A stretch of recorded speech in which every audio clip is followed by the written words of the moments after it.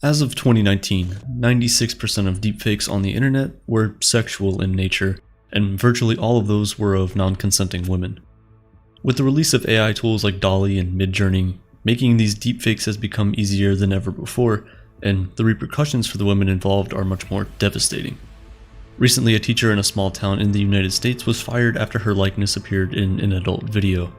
Parents of the students found the video and made it clear they didn't want this woman teaching their kids. She was immediately dismissed from her position.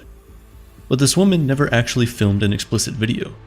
Generative AI created a likeness of her and deepfaked it onto the body of an adult film actress.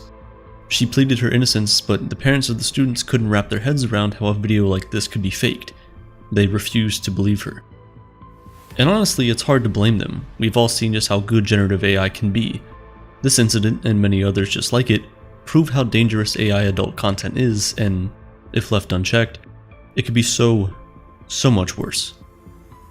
The truth is, the technology itself isn't the problem, it's the way people are using it and the lack of regulations surrounding its use. Tech has given us amazing things, from the connectivity of social media to giving everyday people like you and me the ability to invest in art through this. At first glance, AI pornography might seem harmless. If we can generate other forms of content without human actors, why not this one?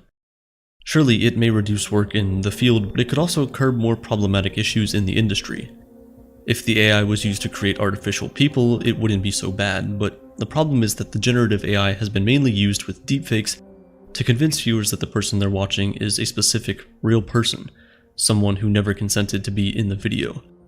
Speaking of consent, by convincingly portraying women in suggestive situations, the perpetrators commit sexual acts or behaviors without the victim's permission, and that, by definition, is sexual assault.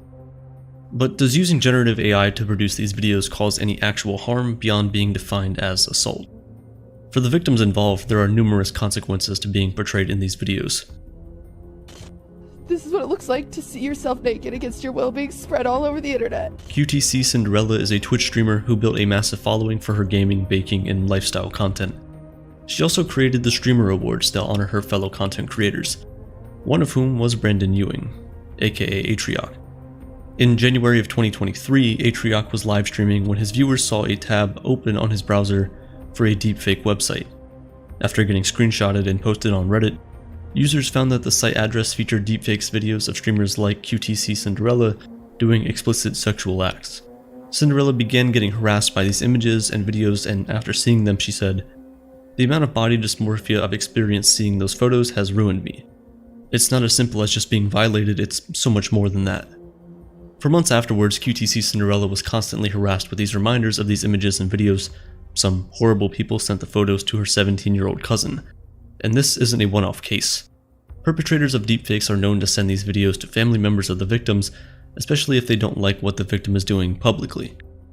The founder of Not Your Porn, a group dedicated to removing non-consensual porn from the internet, was targeted by internet trolls using AI-generated videos depicting her in explicit acts. Then somebody sent these videos to her family members. Just imagine how terrible that must feel for her and her relatives. The sad truth is that even when a victim can discredit the videos, the harm might already be done. A deepfake can hurt someone's career at a pivotal moment. Cinderella was able to get back on her feet and retain her following, but the school teacher, who lost her livelihood, wasn't so lucky. Imagine someone running for office and leading in the polls only to be targeted with a deepfake video 24 hours before election night. Imagine how much damage could be done before their team could prove that the video was doctored. Unfortunately, there's very little legislation on deepfakes, and so far only 3 states in the US have passed laws to address them directly. Even with these laws, the technology makes it difficult to track down the people who create them. Also, because most of them post on their personal websites rather than social media, there's no regulations or content moderation limits on what they can share. Since tracking and prosecuting the individuals who make this kind of content is so challenging, the onus should be on the companies that make these tools to prevent them from being used for evil. And in fairness, some of them are trying. Platforms like DALL-E and Midjourney have taken steps to prevent people from creating the likeness of a living person. Reddit is also working to improve its AI detection system and has already made considerable strides in prohibiting this content on its platform. These efforts are important, but I'm not sure they'll completely eliminate the threat of deepfakes. More generative AI tools are coming on the scene and will require new moderation efforts, and eventually some of these platforms won't care, especially if that gives them an edge over well-established platforms. And then there's the sheer influx of uploaded content. In 2022, Pornhub received over 2 million video uploads to its site. That number will likely increase with new AI tools that can generate content without needing a physical camera. How can any moderation system keep up with that insane volume? The worst thing about these deepfakes is that the victims can't just log off of the internet either. Almost all of our livelihoods depend on the internet, so logging off would be an enormous disadvantage in their careers and personal life. And expecting anyone to leave the internet to protect themselves isn't a reasonable ask. The onus isn't on the victim to change, it's on the platforms and the government to create tools that prevent these things from happening so easily. If all the women who are being harassed went offline, the trolls would win, and this tactic of theirs would be incredibly successful. They could effectively silence critics and whoever they felt like attacking. There's another problem with generative AI tools producing so much adult content. It introduces strong biases to the algorithms and how women should be presented. Many women have reported that they're often over-sexualized when they try to create an image of themselves using AI tools. These biases are introduced by the source of the AI's training data, the internet. Although nudes and explicit images have been filtered out for some generative AI platforms, these biases still persist.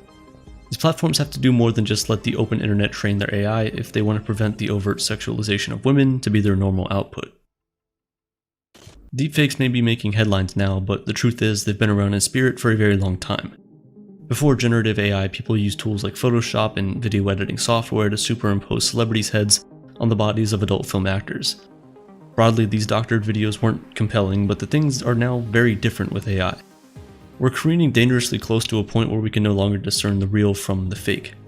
French postmodern philosopher Baudrillard warned of a moment when we can no longer distinguish between reality and a simulation. Humans use technology to navigate a complex reality. We invented maps to guide us through an intricate mass of land. Eventually, we created mass media to understand the world around us and help simplify its complexity. But there will be a point where we lose track of reality, a point when we're spending more time looking at a simulation of the world on our phone than we will be participating in the real world around us, and we're almost there now. With generative AI, our connection to reality is even further disconnected. Because technology can convincingly replicate reality on our devices, we're less inclined to go outside and see what's real for ourselves. This inability of human consciousness is to distinguish what is real and what is simulation is what Baudrillard called hyperreality, a state that leaves us vulnerable to malicious manipulation, from things like deepfakes to people getting fired to propaganda leading to the loss of millions of lives. You might remember that a couple of years ago there were numerous PSAs, often from celebrities, warning us to keep an eye out for deepfakes. They were annoying, but ultimately, they succeeded in making the public hyper-aware of fake videos. But not so much with the deepfake adult content. Maybe it's because the PSAs about deepfakes didn't mention pornography, they addressed fake speeches by presidents and famous people instead. Or maybe it's because those who consume this content don't care whether it's real or fake. They're okay with the illusion. One thing is true though, if the general public was trained to recognize deepfake pornography, the potential for harm would be limited. By being more critical as information consumers and reporting these harmful videos when we see them, we might be able to curb the effects of this dangerous new medium. It's not like we're strangers to being critical of what we see and read online. When Wikipedia was first introduced, the idea that it could be a legitimate source of information was laughable. It was mocked on sitcoms and late-night television. It symbolized the absurdity of believing what you read on the internet. That perception changed with time, deservedly so for Wikipedia, but we had a healthy skepticism towards user-generated internet platforms for a while. The question is, can we be critical and discerning towards deepfakes while acknowledging that some content is real? Will we lose track of what's simulation and what's reality and just distrust whatever we see online? Or worse, will manipulators succeed in making deepfake-inflicted suffering an everyday occurrence, and we end up accepting that as the cost of existing online? And is there any hope of regulation stopping the constant assault of generative AI on our well-being? One thing's become clear since ChatGPT and DALL-E started making headlines last year, and it's that AI will inevitably replace a lot of what humans currently do. It can already convincingly replicate human communication and human design, and our inability to distinguish between human output and AI output has created a laundry list of problems that will be challenging to address. Already, businesses are using ChatGPT's writing capabilities in their marketing and sales departments. It's even possible that we'll be watching AI-written TV shows soon. For writers, that's your dream job and your day job both vanishing overnight. And then there will be all the opportunities for deception using AI. Like, imagine what phishing scams there'll be in a year when scammers can easily fabricate videos and audio of anyone you know. People with ill intent can create content to cause others real harm. And right now, that's AI-generated adult videos inflicting pain against women. If we're unable to tell what's real and what's an AI-generated fake, humanity has a tough road ahead, and I'm not sure any of us are ready for it.